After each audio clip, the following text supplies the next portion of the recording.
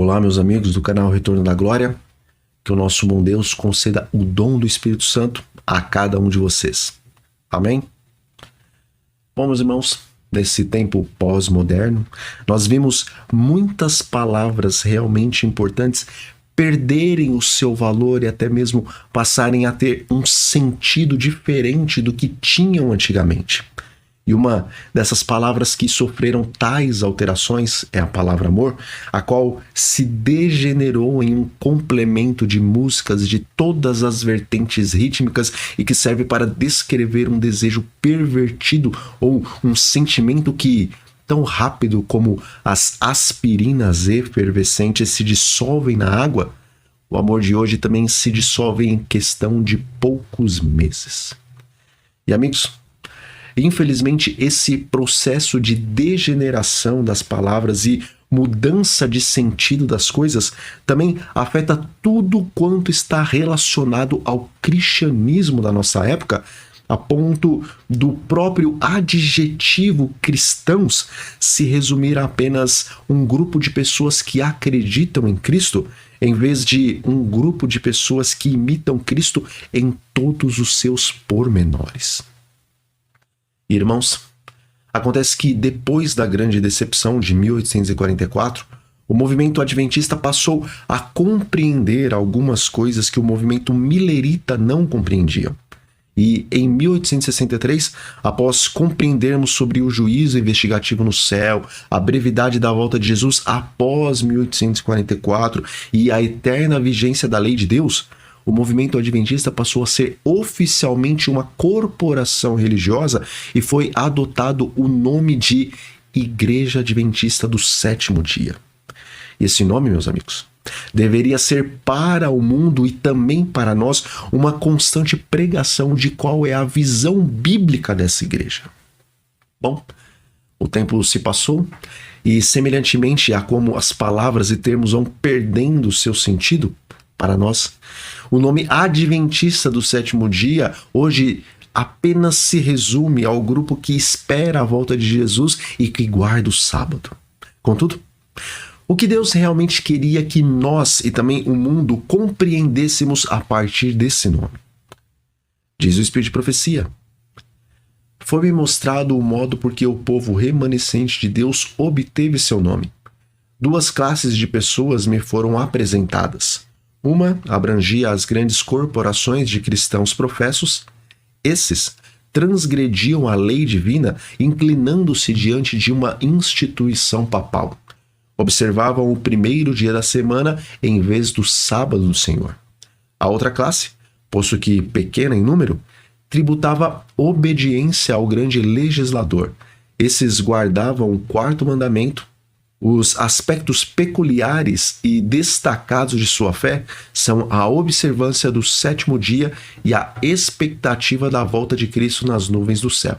E-book Testemunhos, volume 1, página 223. Veja, certamente os aspectos peculiares da nossa igreja são a guarda do sábado e a esperança da breve volta de Jesus nas nuvens do céu.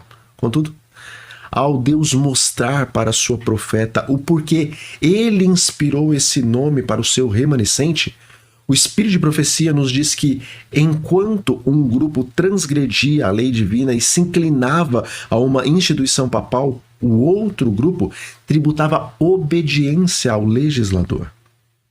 Meus irmãos, o legislador da lei eterna é o grande Jeová. E tributar obediência ao legislador não é apenas ir à igreja aos sábados e dizer ao mundo que o quarto mandamento não foi abolido, mas tributar obediência a Deus vai muito além disso. E está escrito: aqui está a paciência dos santos. Aqui estão os que guardam os mandamentos de Deus e a fé em Jesus. Apocalipse 14, versículo 12. Bom, infelizmente, na maioria das traduções em português, esse texto diz que os santos dos últimos dias são os que guardam os mandamentos de Deus e têm a fé em Jesus. Contudo, na versão inglesa King James, está escrito tem a fé de Jesus. E também o Espírito de Profecia sempre confirma a versão King James quando se refere a esse texto. E amigos, É óbvio que devemos ter fé em Jesus e no seu testemunho, como está registrado em Apocalipse, capítulo 12, versículo 17. Mas o povo remanescente precisa ter a fé de Jesus para então tributar obediência ao legislador da lei, pois assim como Jesus acreditava que tudo é possível àquele que crê, Marcos 9, versículo 23, da mesma forma devemos acreditar que pelo poder do Espírito Santo habitando em nós, não apenas tentaremos guardar a lei, mas a guardaremos, pois esse é o desejo de Deus para o seu remanescente.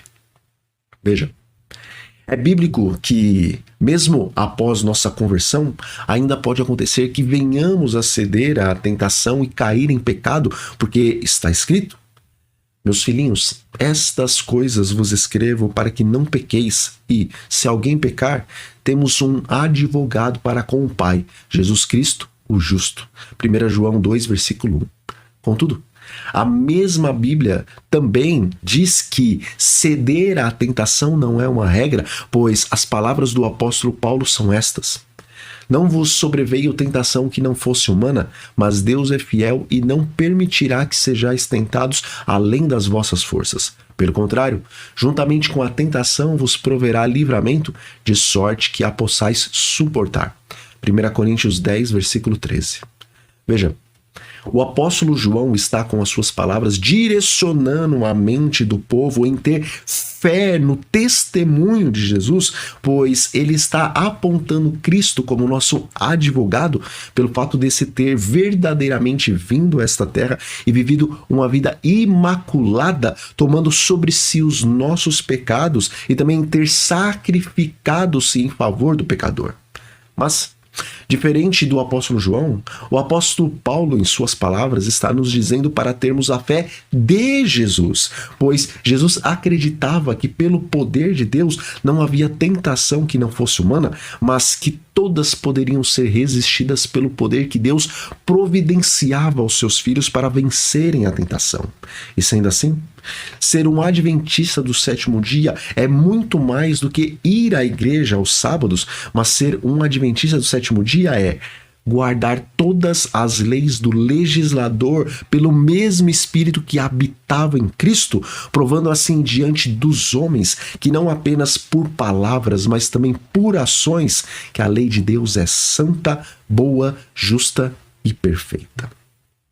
Veja, meus amigos, qual seria a diferença entre nós e os que se inclinam diante de uma instituição papal se apenas disséssemos que a lei continua vigente, mas que não é realmente possível guardá-la? Ora, se procedermos assim, não estaremos lançando a verdade por terra e pisando nela semelhante ao homem do pecado? E se tão somente dizermos que a lei está vigente, bem como o sábado, mas com nossas palavras e atitudes, ao mesmo tempo dissermos que é impossível obedecê-la em plenitude, não transigindo com o pecado, fazendo assim não seríamos servos do maligno, o qual odeia a santa lei?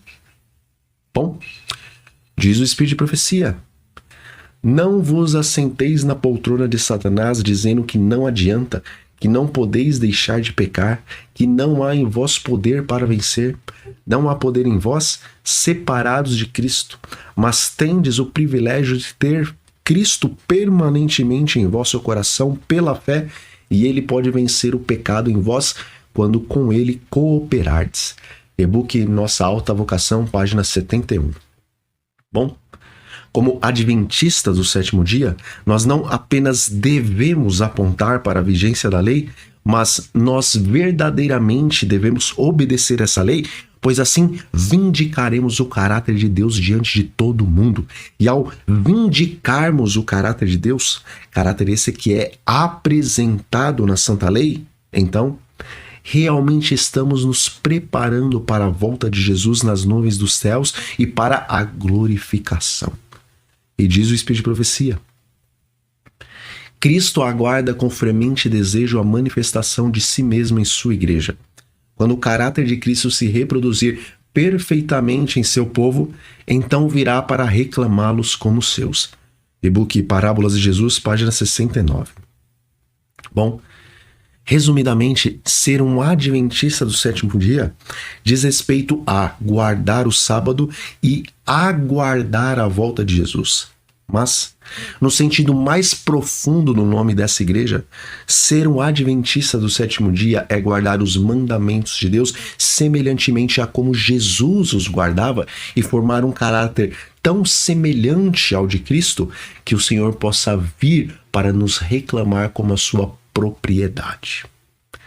E, meus amigos, nós vamos ficando por aqui. E que a paz do Senhor Jesus Cristo esteja sobre todos vocês e sobre os seus familiares. Amém? E até a próxima.